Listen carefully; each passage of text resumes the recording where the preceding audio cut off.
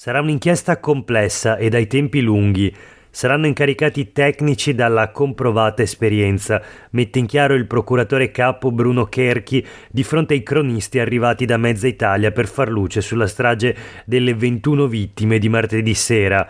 Un punto di partenza tuttavia c'è, ed è quel maledetto guardrail arrugginito che ha ceduto dopo l'impatto a velocità ridotta, come confermano le prime ricostruzioni, con l'autobus elettrico.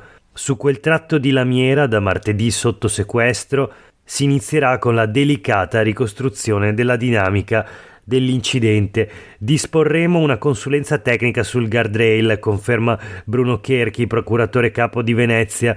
Stiamo cercando i soggetti adeguati a cui affidare l'incarico. In via preliminare dovremo accertare quali tipo di indagini fare. Troppi punti di domanda per ora in sospeso e sui quali la procura intende muoversi solo carte alla mano, a cominciare dal soggetto a cui spetta la competenza di quel tratto stradale, sia al comune o alla città metropolitana. Anche su questo si concentreranno gli accertamenti, taglia corto Cherchi, così come sulla velocità dell'autobus, anche se dai video si vede che non correva.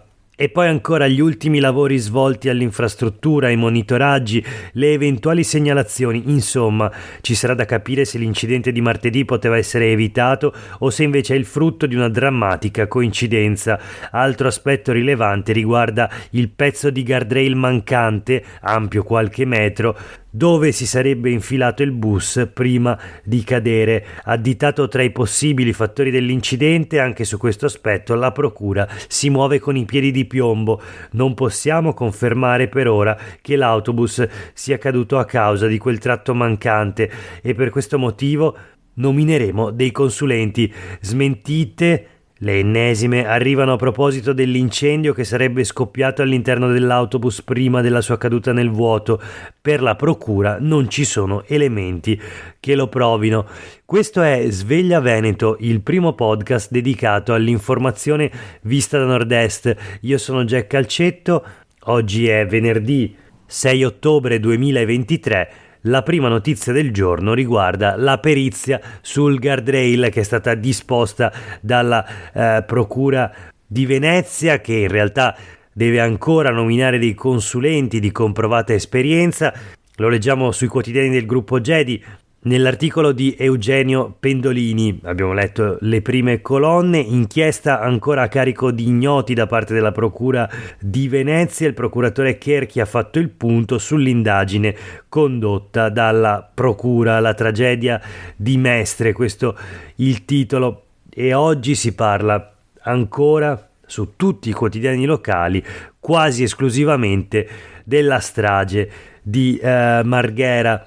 La tragedia dell'autobus caduto dal cavalcavia ex Vempa, la strage dei turisti viene chiamata in molti modi, ma proseguiamo appunto la rassegna stampa con, sempre sulle pagine dei quotidiani del gruppo Gedi, le parole dell'amministratore delegato della società, la linea per la quale operava l'autobus, che martedì è volato giù dal cavalcavia. Andava molto piano, dice Massimo Fiorese, l'amministratore delegato appunto della società La Linea. L'autobus aveva solo un anno di vita, poco probabile pensare a un guasto tecnico. E poi un'altra intervista, sempre sui quotidiani del gruppo Gedi, a Leopoldo Comparin, perito in processi per incidenti dell'associazione familiare Vittime della Strada. Dice: le foto parlano da sole lungo il cavalcavia, le protezioni sono inadeguate al tipo di traffico. Insomma, sempre il dito puntato sul guardrail. Vediamo il Corriere del Veneto, una maxi perizia sul guardrail. La tragedia di Mestre, il bus viaggiava a 36 km/h. Anche qui si parla della maxi perizia, quindi sul guardrail. L'azienda dice: i dati sono registrati, è precipitato a 6 all'ora, eseguita l'autopsia sull'autista nel frattempo. Vediamo ancora L'articolo di Alberto Zorzi per il Corriere del Veneto: la scatola nera, le telecamere riprendevano la strada ai passeggeri, non l'autista per ragioni sindacali naturalmente. Ho visto del fumo, l'autista della corriera nera affiancata al bus precipitato dice di aver scorto del fumo provenire dal mezzo, ma appunto l'ipotesi che l'autobus abbia preso fuoco prima della caduta è giudicata altamente improbabile da parte della procura in questa fase.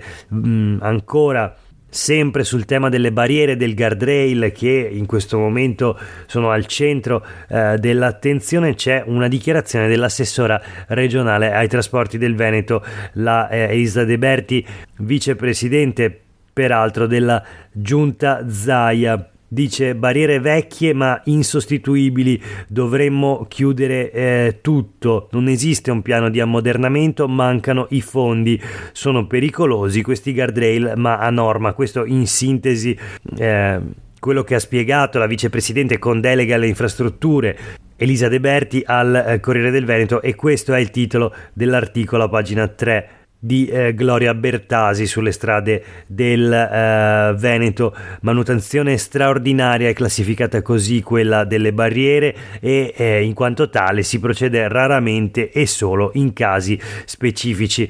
E in questa pagina del Corriere del Veneto è pubblicata la foto impressionante naturalmente della barriera del guardrail di Velto sul cavalcavia ex Vempa.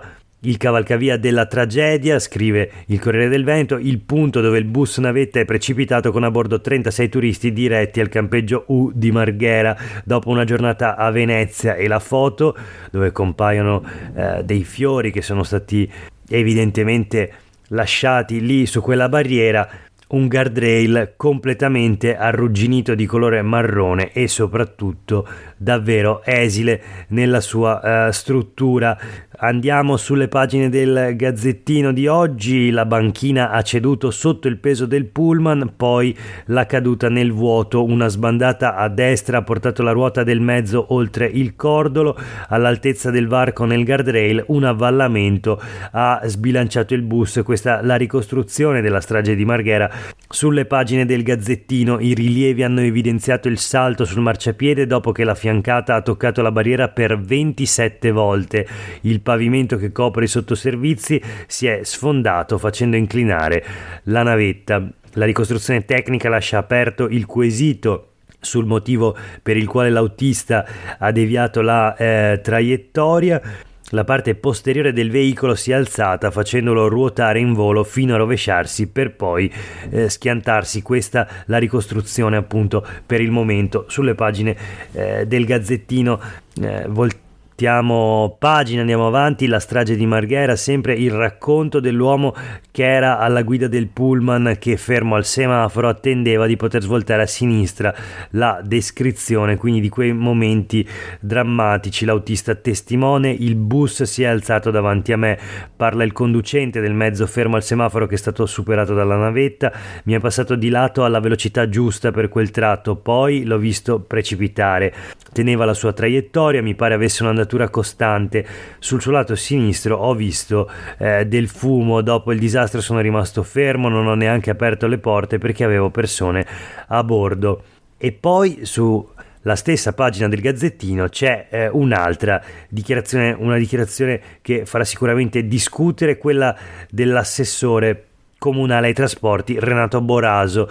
Leggiamo il titolo dell'articolo del Gazzettino: l'ira dell'assessore, il pullman non è certo caduto a causa di quel varco. Dice Boraso: quel buco nella barriera era di sicurezza, con i lavori iniziati a settembre sarebbe stato eliminato. Insomma, una dichiarazione che potrebbe sembrare anche contraddittoria. Da un lato il pullman non è certo caduto a causa di quel varco, dall'altro però l'assessore mette le mani avanti e dice era in programma la sostituzione proprio del guardrail, ci sarebbe stata una barriera più moderna. Insomma, non si capisce. Da un lato si nega che le condizioni della barriera abbiano in qualche modo avuto un ruolo nell'incidente, nella strage, e dall'altro si dice appunto che andavano sostituite. Vedremo come proseguirà questa vicenda, come proseguiranno soprattutto gli accertamenti da parte della procura. Nel frattempo chiudiamo questa prima parte di rassegna stampa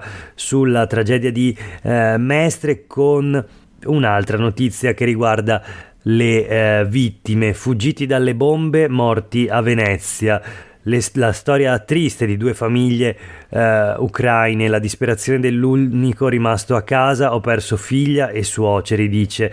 La vicenda in breve: due famiglie ucraine imparentate tra loro dopo lo scoppio della guerra in patria nel febbraio 2022 sono riuscite a mettersi in salvo in Croazia. Sono in tutto 8 persone, bimbi e nonni compresi. 5 di loro sono morti nella tragedia del bus durante la vacanza a Venezia. E in queste ore il console ucraino ha raggiunto feriti e famiglie delle vittime all'ospedale dell'Angelo. La notizia sul Corriere del Veneto, ma sulle pagine dei quotidiani del gruppo Gedi c'è un'altra notizia collegata a questa vicenda delle persone di origine ucraina morte nell'incidente. Al via la raccolta fondi per le famiglie ucraine coinvolte nell'incidente. L'iniziativa online è della fondazione Hope Ukraine. Nel frattempo il comune offre assistenza ai familiari. E poi c'è un altro aspetto legato a questa vicenda, che è l'autopsia naturalmente sul conducente. Verità sull'autista dell'autopsia, nulla osta per le altre vittime. Sono attesi i risultati degli esami affidati dalla procura al Dipartimento di Medicina Legale dell'Università di Padova.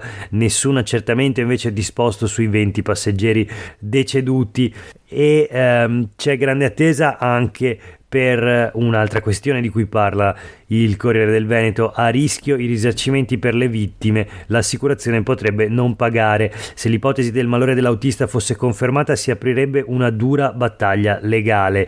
Il caso fortuito: secondo il codice civile, il caso fortuito in cui rientra il malore esclude la responsabilità del vettore, e quindi per questo, se l'ipotesi del malore fosse confermata, appunto sarebbero a rischio i risarcimenti per le vittime. Così scrive il Corriere del Veneto. Vedremo come proseguirà questa vicenda. Nel frattempo, prima di salutarvi, l'ultima notizia di oggi, l'unica che non riguardi la vicenda della tragedia di Mestre, una notizia di politica regionale. La troviamo sulle pagine dei quotidiani del gruppo Gedi. Zaia non vuole la candidatura alle elezioni europee, potrebbe toccare quindi ai consiglieri regionali. Le difficili manovre nella Lega per recuperare consensi nel confronto con Fratelli d'Italia. Marcato rischierebbe troppo, scrive il giornalista Filippo Tosato nel suo retroscena. Possibile opportunità per altri, quindi finora esclusi i consiglieri regionali. Finora nella Lega di Salvini non hanno avuto la possibilità di candidarsi né alle politiche né in altre elezioni. Ma la notizia sicuramente riguarda il presidente della regione Zaia e la sua decisione di non candidarsi, o meglio la sua volontà di non candidarsi alle elezioni europee. Vedremo come andrà a finire questa vicenda, anche perché con lo scadere del suo terzo mandato Zaia nel 2025 rischia di rimanere con il cerino in mano. Per oggi è davvero tutto, grazie per aver ascoltato questa puntata di Sveglia Veneto. A tutte e tutti voi una buona giornata e un buon fine settimana.